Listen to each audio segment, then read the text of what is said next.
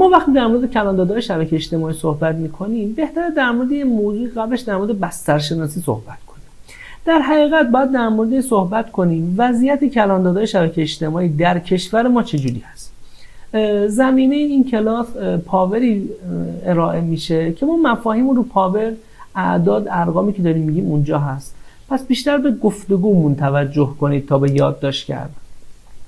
آماری که اعلام میکنیم مال سال 1400 به دلایلی که خودتون بهتر میدید ما این آمار رو به روز رسانی نکردیم. ما بستر شبکه اجتماعی در سال 1400 و در سال 1401 تقریبا به این شکل بود. بستر اینستاگرام بیشترین ممبر و بیشترین درگیری رو داشته تا قبل از فیلترینگش. در این حال تلگرام اون عددی که از سال 96 و 98 با خودش داشته رو ادامه داده.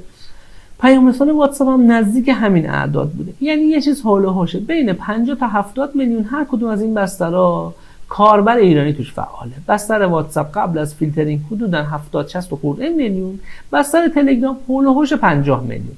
ما این سه تا بستر اصلی رو علاوه بر تعداد درگیری کاربر بالاترین سطح تعداد کاربر می‌دونیم.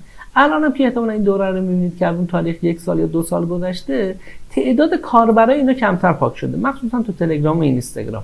ممکنه به دلیل فیلترینگ حجم اونها پایین اومده باشه. ما وقتی در مورد یک بستر صحبت می‌کنیم در مورد ژئوپلیتیک تو اون بستر صحبت می‌کنیم. یعنی چی؟ یعنی هر بستر یه ویژگی داره. اون ویژگی‌ها باعث میشه که شما اقدامات متفاوتی تو اون داشته باشید. وقتی اقدامات متفاوتی دارید، تحلیل‌های متفاوتی هم می‌تونید داشته باشید.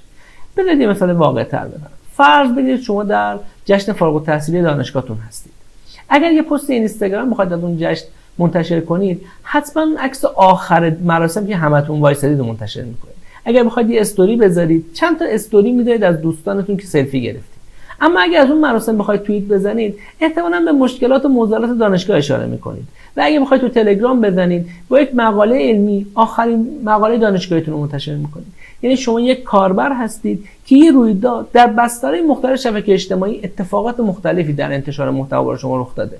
در حقیقت شما همون آدم هستید، اما بستر شبکه اجتماعی با توجه به ویژگی‌هاشون، ابعادشون و ژئوپلیتیکشون کارکردهای مختلفی داره.